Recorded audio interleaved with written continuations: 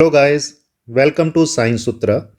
Science Sutra एक educational channel है जो उन बच्चों की सहायता के लिए बनाया गया है जो अलग अलग किस्म के कंपटीशन में बैठ रहे हैं या उनकी तैयारी कर रहे हैं। देखिए, हर कंपटीशन में जनरल साइंस के क्वेश्चन लाजमी तौर पे पूछे जाते हैं। तो साइंस सूत्रा पे हम जनरल साइंस के जो इम्पोर्टेंट टॉपिक हैं उनके 10 क्वेश्चन लेके उनके ऊपर मल्टीपल चॉइस क्वेश्चन की वीडियोस बना के आपके साथ शेयर कर रहे हैं। तो ये हमारा पहला वीडियो है जिसमें हम टॉपिक डिस्कस करने जा रहे हैं मैटर इन आवर सराउंडिंग। तो आइए देखते हैं कौन कौन से 10 क्वेश्चन हैं। पहला क्वेश्चन है, the zigzag movement of solute particle in a solution is known as. किसी सोल्यूशन के अंदर जो सल्यूट के पार्टिकल्स होते हैं उनका जो टेढ़ा मेढ़ा रास्ता होता है उनको क्या कहा जाता है?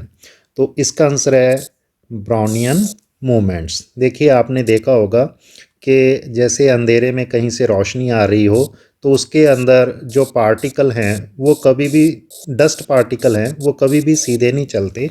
दे travel in zigzag motion. That zigzag motion is known as Brownian movement. So its answer is Brownian motion.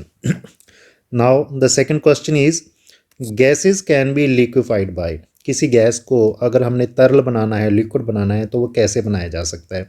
तो दोस्तों, गैस को लिक्विड बनाने के लिए दो कंडीशंस ज़रूरी होती हैं।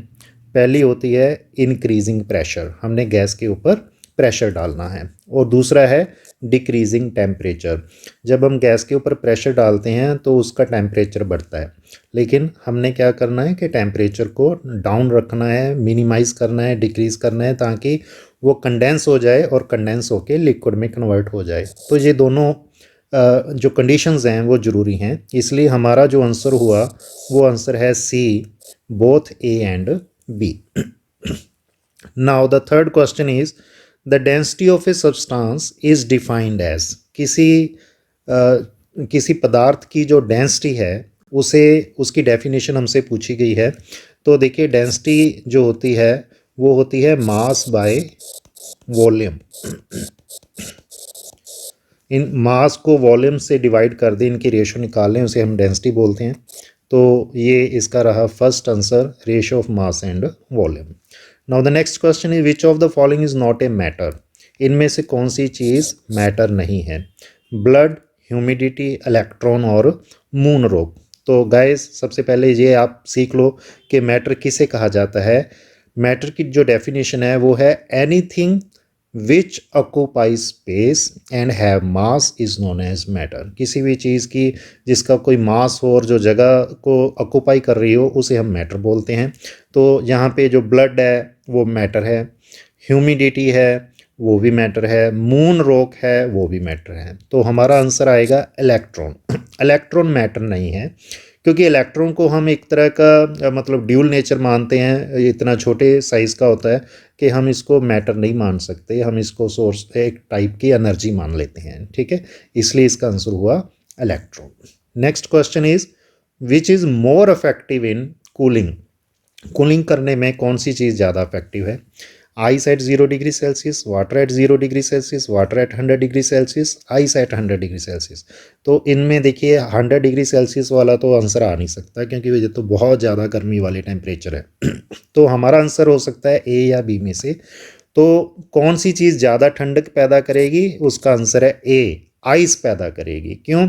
क्योंकि आइस को जब हम टच करते हैं तो आइस दो तरह की हीट एनर्जी जो है अब्जॉर्ब करती है। एक तो जनरली हीट, रूम टेम्परेचर वाली हीट जो होती है, रूम की हीट, वो ये अब्जॉर्ब करेगी, और दूसरी एक होती है लेटेंट हीट, वो भी ये अब्जॉर्ब करती है अपना टेम्परेचर कांस्टेंट रखने के लिए। तो इसलिए जो आइस है वो ज़्यादा कूलिंग प्रोड्यूस करती है वाटर के कंपैरिजन में। तो इसका आंसर है A. Now sixth question is, 0 degree Celsius temperature is equal to, 0 degree Celsius temperature कितने केल्विन के बराबर होता है?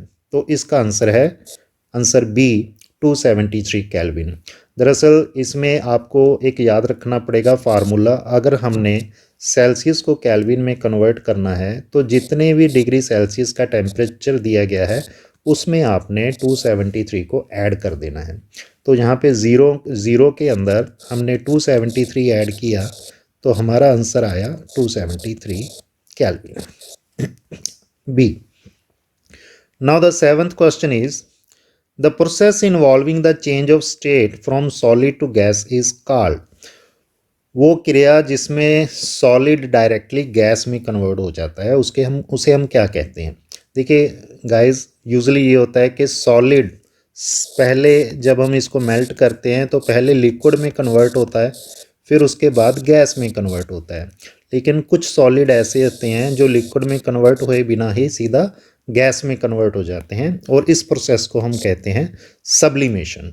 इसमें सॉलिड गैस में कन्वर्ट हो गया या गैस सॉलिड में कन्वर्ट हो गया, ये दोनों ही प्रोसेस जो हैं इसको सब्लिमेशन बोला जाता है। Now next question is a solid has. Solid में क्या होता है? अब सॉलिड में क्या होता है, यहाँ पे कुछ ऑप्शंस दी गई हैं, तो इसका आंसर है answer C, definite shape and definite volume. जो गाइस सॉलिड होता है, जैसे कोई बॉक्स है किसी मटेरियल के, वुडन बॉक्स है जैसे, अब इसकी शेप जो है वो डेफिनेट है, मतलब ये कभी अपने आप चेंज नहीं हो सकती, और इसका वॉल्यूम भी डेफिनेट है, मतलब इसने जितनी स्पेस ऑक्यूपाई करनी थी, इसका जो ऑक्यूपाइंग मतलब वॉल्यूम है वो कांस्टेंट है, वो कभी भी अपने आप चेंज नहीं होगा। किसी भी सॉलिड का वॉल्यूम और शेप चेंज नहीं होती, इसलिए इसका आंसर हुआ C. Next is a liquid has. अब लिक्विड के बारे में पूछा गया है कि इसमें क्या होता है, तो इसका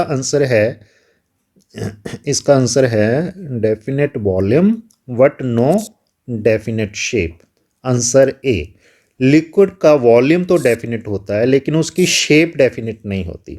वो कैसे? देखिए, वॉल्यूम, अगर 1 लीटर लिक्विड है हमारे पास, कोई वो 1 लीटर वाटर है जैसे आप समझिए, हमने उसको टब में डाला तो वो 1 लीटर ही रहेगा, उसको किसी जग में डाल दिया वो फिर भी 1 लीटर रहेगा, किसी बकेट में डाल दिया तब भी 1 लीटर रहेगा, तो उसका वॉल्यूम तो नहीं चेंज होने वाला। हाँ, लेकिन उसकी शेप चेंज होती रहेगी। जब हम उसको टब में डालते हैं तो उसकी शेप टब जैसी हो जाएगी, बकेट में डालेंगे बकेट जैसी हो जाएगी, किसी और कंटेनर में डालते हैं तो वैसी हो जाती है। इसका मतलब ये हुआ लिक्विड अपनी शेप चेंज करते रहते हैं, ठीक है।